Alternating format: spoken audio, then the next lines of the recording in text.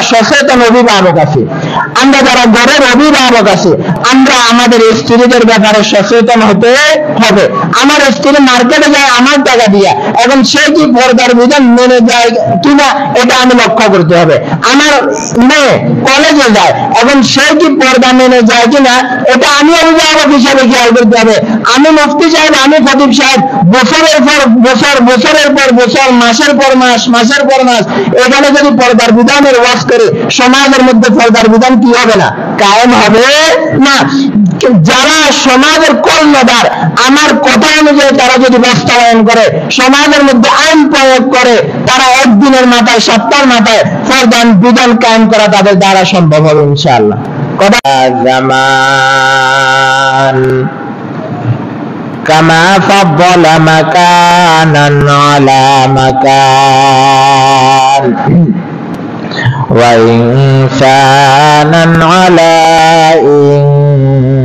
ইনসান ওয়া নাশহাদু আল লা ইলাহা ইল্লাল্লাহু ওয়াহদাহু লা শারীকা লাহু ونشهد أن سيدنا وسندنا وحبيبنا وحبيب ربنا ومولانا محمدا عبده ورسوله صلى الله تعالى عليه وعلى آله وأصحابه وأزواجه وبارك وسلم تسليما كثيرا كثيرا.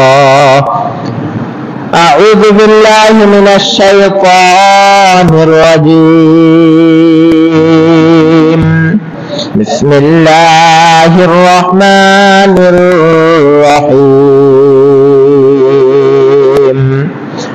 قد أفلح المؤمنون الذين هم في صلاتهم خاشعون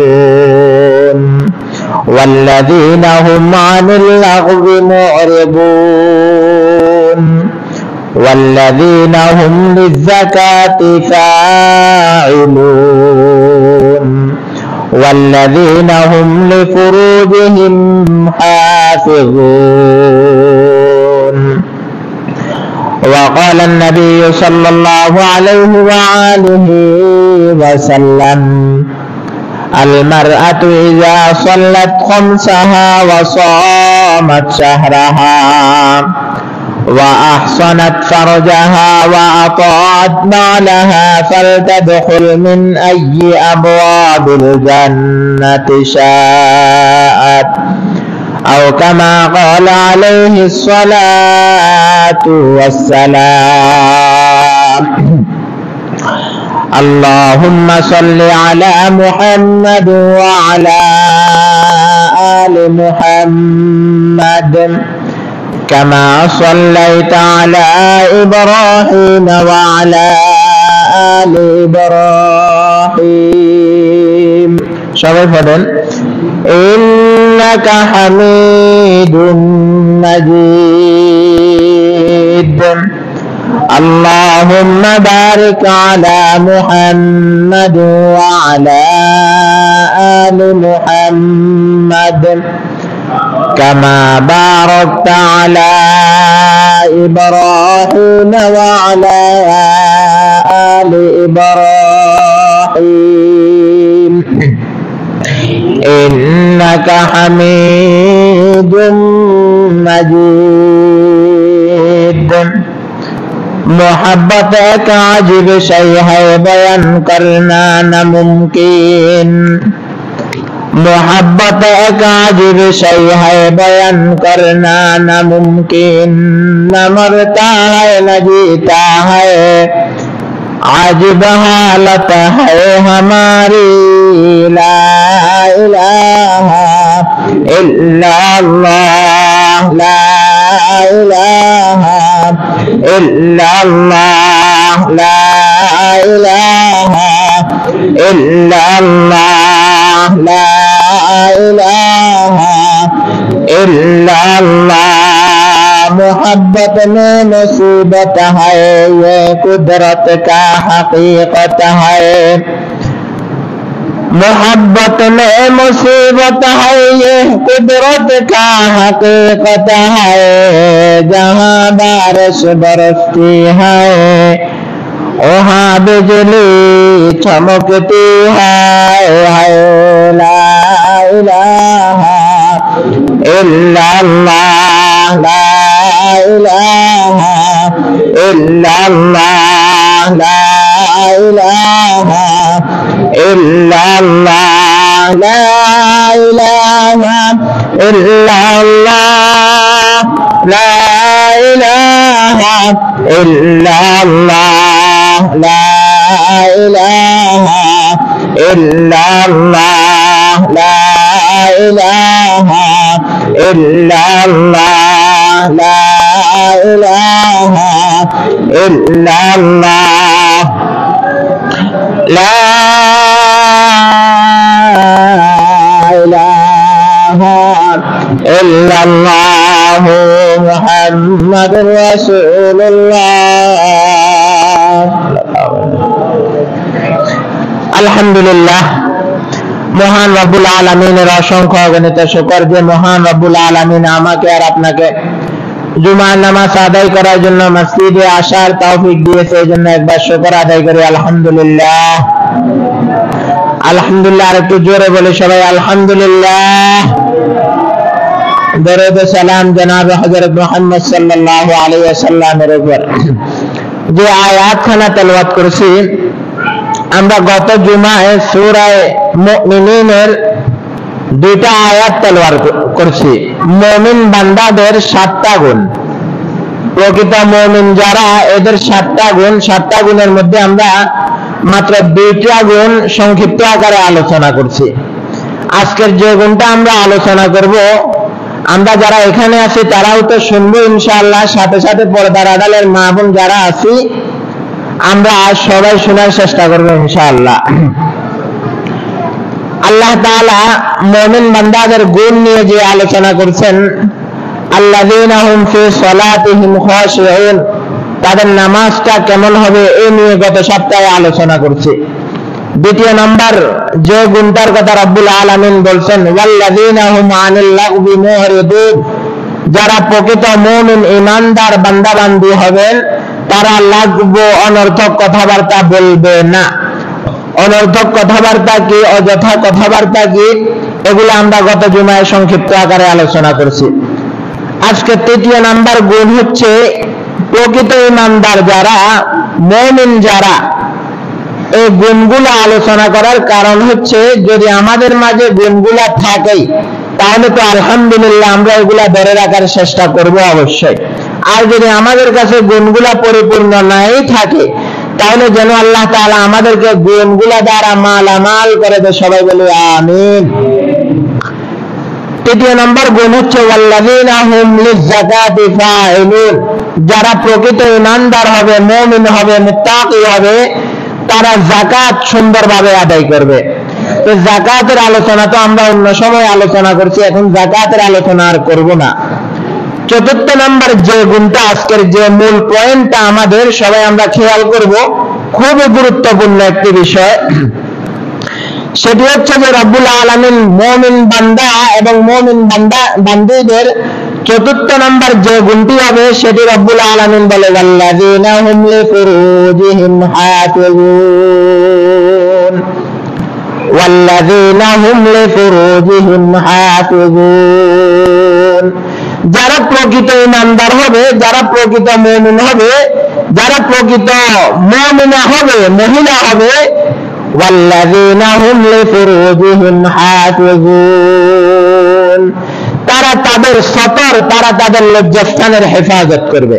সুবহানাল্লাহ বলবেন না? এই চতুর্থ নম্বর গুণটা নিয়ে আমরা আজকে সংক্ষিপ্ত আলোচনা করব।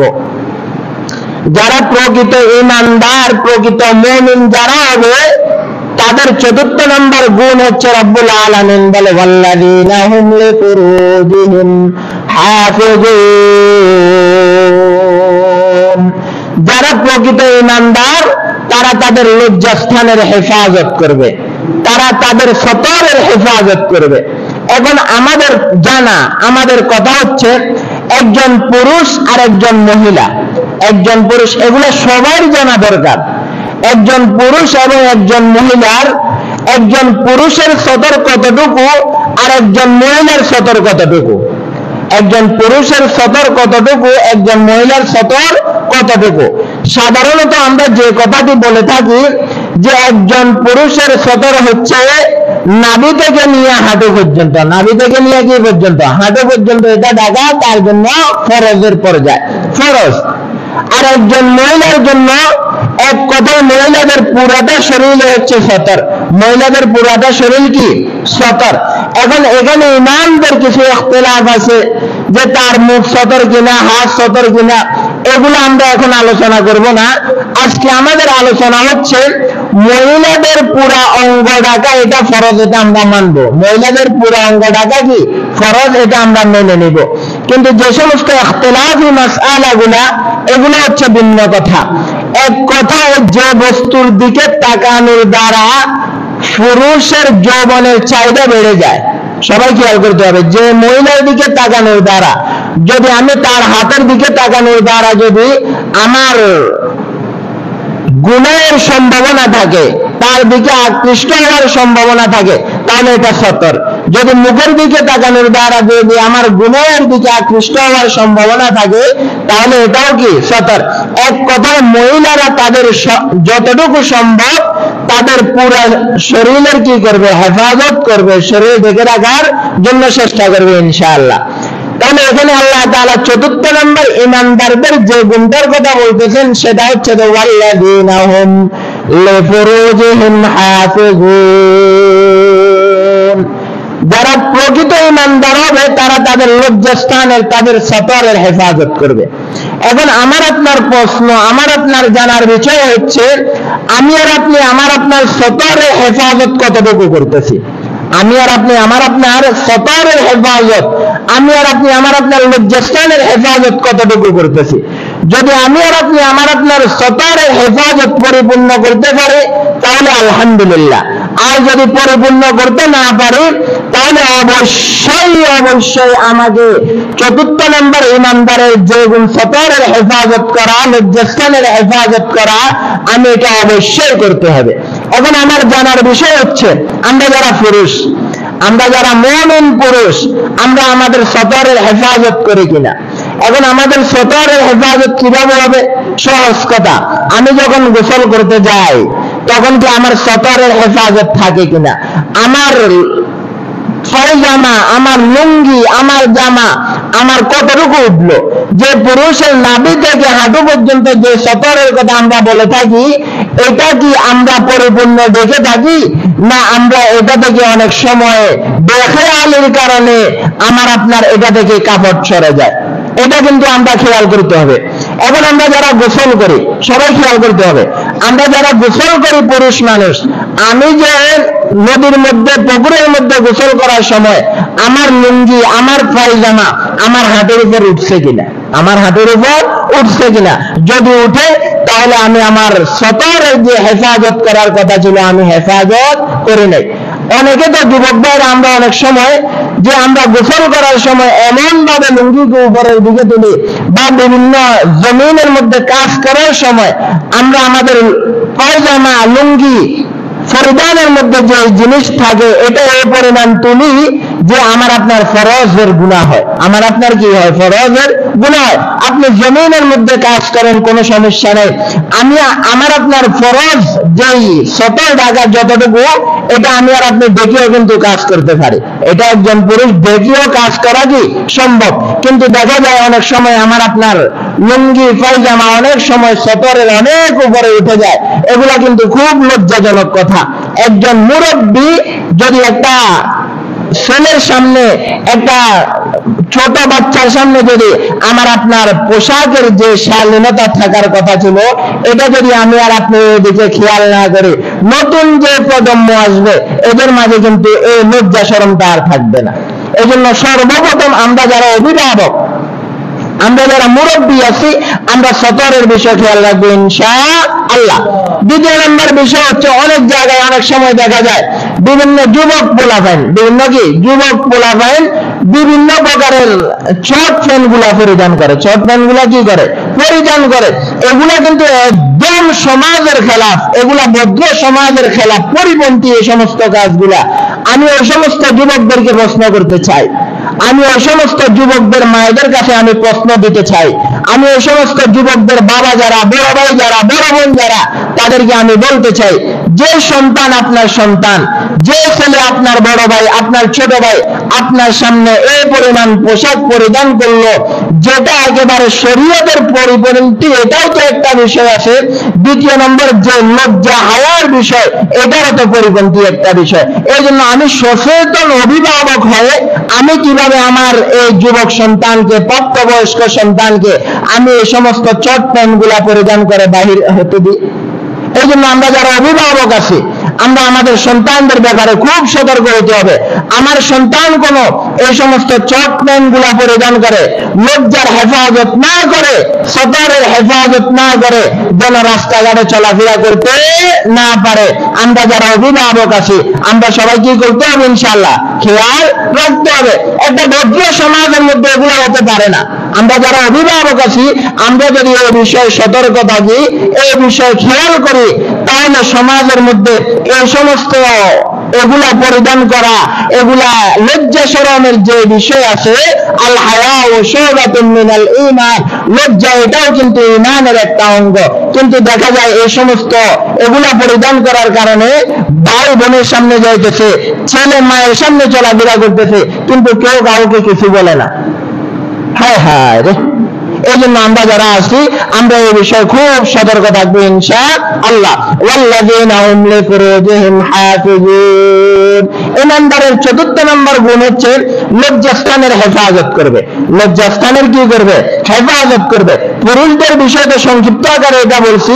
আর নারীদের বিষয় আল্লাহর হাবিব জনাবে মুহাম্মদ সাল্লাল্লাহু আলাইহি ওয়াসাল্লাম হাদিসের মধ্যে বলেন, যদি কোন মহিলা আল মারআতু ইযা সাল্লাত খামসাহা ওয়া সামাত শাহরাহা ওয়া আহসানাত ফারজাহা ওয়া আতাআত বালাহা ফালতাদখুল মিন আইয়ি আবওয়াবিল জান্নাতি শাআত। কোন পর্দার আড়ালের মা বোন, কোন মহিলা যদি চারটি কাজ নিয়মতান্ত্রিকভাবে আদায় করতে পারে, চারটি কাজ কি করতে পারে? সবাই একটু কথা বলেন, পরিপূর্ণভাবে কি করতে পারে? আদায় করতে পারে। আল্লাহর হাবিব জনাবে মুহাম্মদ সাল্লাল্লাহু আলাইহি ওয়াসাল্লাম ঘোষণা করেন, জান্নাতের দরজা সমূহের যে দরজা দিয়ে মন চাইবে সে জান্নাতে প্রবেশ করতে পারবে। সুবহানাল্লাহ বলবেন না? আমি চাইনি আমার মেয়ে জান্নাতি হোক। ওরা একটু কথা বলেন না, আমি চাইনি আমার মা জান্নাতি হোক। ওরে চাইলে আর একটু জোরে বলেন, চাই কিনা? আমি চাইনি আমার স্ত্রী জান্নাতি হোক, আমি চাই কিনা আমার পরিবার জান্নাতি হোক।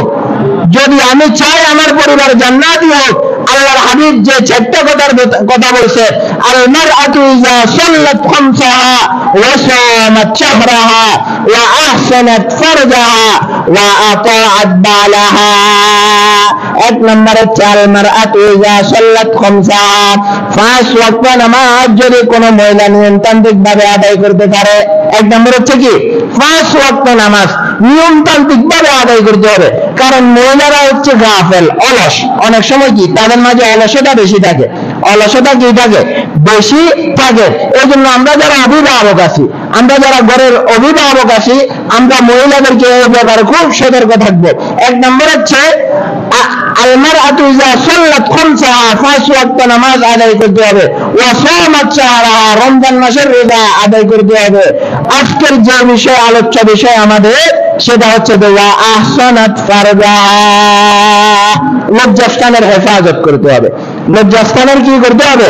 হেফাজত করতে হবে। এই যে দেখেন আল্লাহর হাবিব এই মহিলাদের বিষয়ে 7টা বিষয় বলছে। ওয়া আহসানাত ফারজাহা, 4th নম্বর আল্লাহর হাবিব বলে ওয়া আতাআত বালাহা, স্বামীর আতাআত করতে হবে, স্বামীর আনুগত্য করতে হবে। এখন আমি আর আপনি যদি আমার আপনার প্রতিটা পরিবারের দিকে তাকাই, আমি আর আপনি যদি আমার প্রতিটা মহল্লার প্রতিটা ঘরের দিকে তাকাই, কয়জনের স্ত্রী তার স্বামীর আতাআত করে? কয়জনের স্ত্রী পরিপূর্ণ তার স্বামীর কথা শুনে?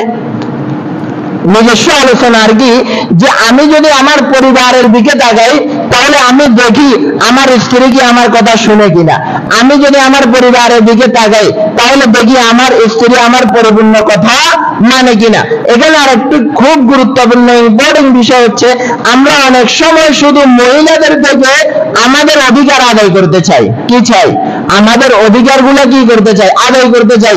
যে আমার খানার টাইমে খানা দিতে হবে, আমার কাপড় ধোয়ার সময় কাপড় দিতে হবে, আমার গরু বাহির করার সময় গরু বাহির করতে হবে, আমার মরা গাছ ইত্যাদি, আমার মা বাবার খেদমত সব কিছু তুমি ঠিক রাখবা। কিন্তু স্ত্রীর যে হক আমরা ওইদিকে খেয়াল করি না। আমরা কি করি না? ওইদিকে খেয়াল করি না। এই জন্য সচেতন পুরুষ তো তাকেই বলা হয় যে তার স্ত্রীর হক আদায় করবে, স্ত্রীও তার হক আদায় করবে, স্বামীও তার স্ত্রীর হকটা কি করবে? আদায় করবে। উভয় যখন উভয়ের হক আদায় করবে, তাহলে ওই পরিবারের মধ্যে কোনোদিন কি হবে না? অশান্তি হবে না। সবাই একটু কথা বলেন না, হবে না। এই জন্য বলতেছিলাম স্ত্রীদের যে হকটা, স্ত্রীদের কি যে, সবাই ওদিকে খেয়াল করেন, কারণ নেই, সমস্যা নেই, আমরা এখানে ভিতরে আলোচনা শুনেন, খুব গুরুত্বপূর্ণ আলোচনা। কিন্তু স্ত্রীদের যে হকটা, একটা পরিবারের মধ্যে অশান্তি তৈরি হয় কোন সময়? একটা পরিবারের মধ্যে অশান্তি তৈরি হয় কখন? যখন একটা পরিবারের মধ্যে অশান্তি তৈরি হয়, এই অশান্তির আগুনটা আস্তে আস্তে ধাও ধাও করে জ্বলতে জ্বলতে এটা একটা সামাজিক ভাবে এটা ধারণ করে। এটা কি আকারে ধারণ করে ভাই? সামাজিক আকারে ধারণ করে। এই অশান্তিটা যখন সামাজিক আকারে ধারণ করে, এই সামাজিক আকারটা যেতে যেতে একটা ইউনিয়ন আকারে এই বিমারটা, এই রোগটা, এই ফেতনাটা ধারণ করে। এরপরে ইউনিয়ন থেকে এটা থানা ভিত্তিক এই অশান্তিটা ধারণ করে। এরপরে থানা থেকে আপনার জেলা, জেলা থেকে আপনার রাষ্ট্র, এইভাবে একটা পরিবারের আগুনটা রাষ্ট্র পর্যন্ত চলতে থাকে। কথা বলেন ঠিক কিনা? তাহলে বলতেছিলাম, আমি আমার হক যেভাবে স্ত্রী থেকে আদায় করার জন্য আমি উদ্বুদ্ধ থাকি, আমি খেয়াল রাখি, ঠিক তেমনি ভাবে আমি এই স্ত্রীর হকটা কিন্তু পরিপূর্ণ কি করতে হবে? আদায় করতে হবে। এখন আমি আর আপনি কলিজায় হাত দিয়ে বলি, আমি আর আপনি আমার আপনার কলিজায় হাত দিয়ে বলি যে আমি তো স্ত্রী থেকে আমার হক আদায় করার চেষ্টা করি, কিন্তু আমি কতটুকু হক আদায় করলাম? আমি কতটুকু হক আদায় করলাম? ঘটনা ক্রমে যদি কোনোদিন তরকারির মধ্যে লবণ না হয়, ঘটনা ক্রমে কি কোনোদিন তরকারির মধ্যে যদি লবণ না হয়, আমি কি ওই দিন ধৈর্য ধারণ করতে পারছি কিনা? একদিন যদি লবণ কম হয়, একদিন যদি মরিচ কম হয়, একদিন যদি মরিচ বেশি হয়, একদিন যদি হলুদের গন্ধ একটু বেশি হয়, তাহলে কি আমি ধৈর্য ধারণ করতে পারছি কিনা? তাকে সুন্দরভাবে বুঝাইছি কিনা? না তার 14 গোষ্ঠী নিয়ে আমি আলোচনা শুরু করছি? যদি 14 গোষ্ঠী নিয়ে আমি আলোচনা শুরু করি, তাহলে বুঝতে হবে আমার স্ত্রীর হক যেটা দেওয়ার কথা ছিল, আমি আমার স্ত্রীর হক আদায় করি নাই, অতএব আমি সচেতন অভিভাবক হতে পারি নাই।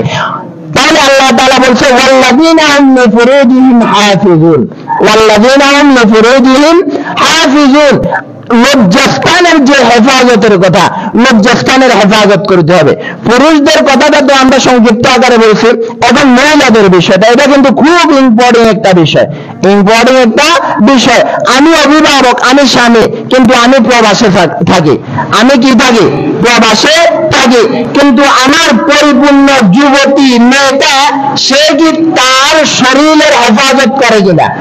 সে কি তার শরীরের হেফাজত করে কিনা? আমি তো প্রবাসে আছি, আমার মাথার ঘাম পায়ে ফেলিয়ে আমি আমার স্ত্রীর অ্যাকাউন্টে আমি মাসে মাসে 30-40 হাজার টাকা পাঠাইতেছি। সবার মনোযোগ আছে না ভাই? আল্লাহু আকবার বলে, আরেকটু জোরে বলি আল্লাহু আকবার। তাহলে বলতেছিলাম আমি প্রবাসে থাকি, খুব বুঝার জন্য বলতেছি। এই দেখেন, লজ্জাস্থানের হেফাজত, সতরের হেফাজতটা, এই সতরের হেফাজত না করার কারণে সমাজের মধ্যে একজন পুরুষ এবং নারী কেলেঙ্কারি যেটা হয়, 1 নম্বরে পর্দা না করার কারণে এই নারী কেলেঙ্কারির বিষয়টা, এই 1 নম্বরে পর্দার বিষয়টা না থাকার কারণে যে সমাজের মধ্যে, যে পরিবারের মধ্যে, যে রাষ্ট্রের মধ্যে, যে মহল্লার মধ্যে রাসূলের আইন অনুযায়ী, আল্লাহর বিধান অনুযায়ী পর্দার বিধান থাকবে না, ওই সমাজের মধ্যে 100% ওই সমাজের মধ্যে সব সময় অশান্তি থাকবে। কথা বলেন ঠিক কিনা? কিন্তু যে পরিবারের মধ্যে, যে সমাজের মধ্যে রাসূলের কথা অনুযায়ী, আল্লাহর বিধান অনুযায়ী পর্দা বিধান, পর্দার যে বিধানটা, পর্দা করা ফরজ, এটা আমি মানবো। আমি আমার বাড়ির সাথে দেখা দিব না, আমি আমার মানের সাথে দেখা দিব না। এক কথা, যাদের সাথে আমার বিবাহ বন্ধনে আবদ্ধ হয়ে যায় তাদের সাথে আমি দেখা দিব না। আল্লাহ তাআলা নিষেধ করছেন, রাসূল নিষেধ করছেন যে গায়রে মুহররম অর্থাৎ গায়রে মুহররম যারা, এদের সাথে তুমি দেখা দিতে পারবে না।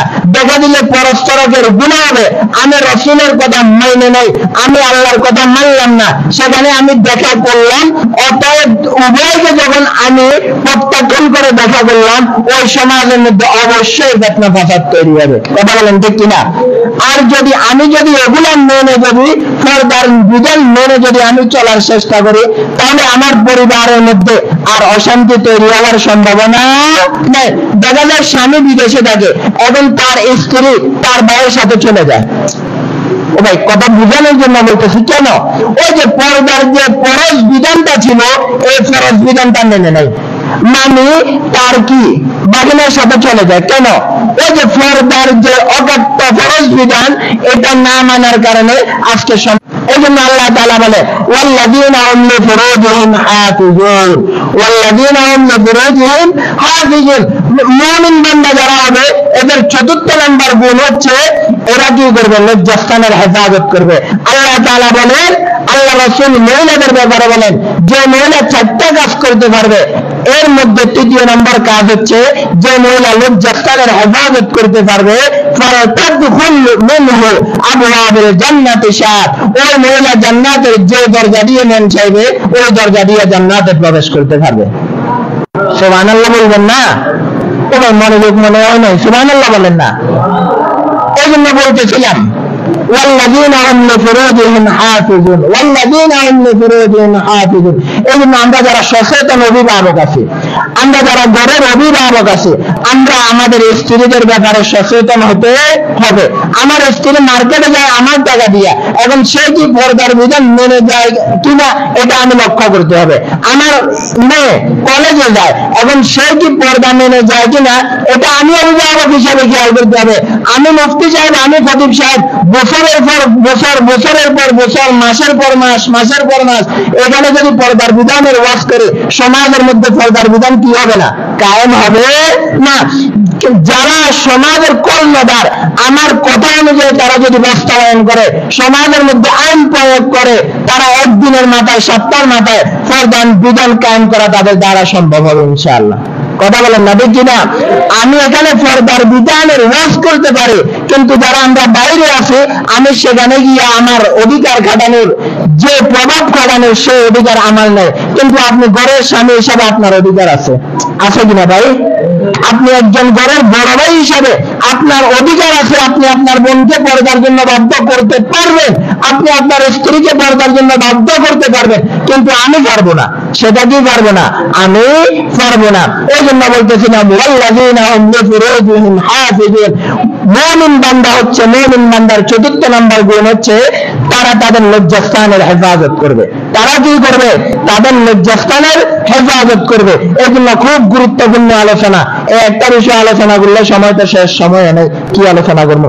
তাহলে আজকে শুধু আমরা এতটুকু বুঝলাম, আমরা যারা পুরুষ আছি আমরা আমাদের লজ্জাস্থানের হেফাজত করব। যারা যুবক পোলাপাইন আছি, আমরা এমন অশালীন পোশাক পরিধান করব না যেটা দৃষ্টিকটু হয়, যেটা কি হয়? দৃষ্টিকটু হয়, যেটা সমাজের যে মান মর্যাদা থাকার কথা ছিল এটার মধ্যে আঘাত করে, এমন পোশাক আমরা পরিধান করব না। একটু জোরে বলেন না, করব না।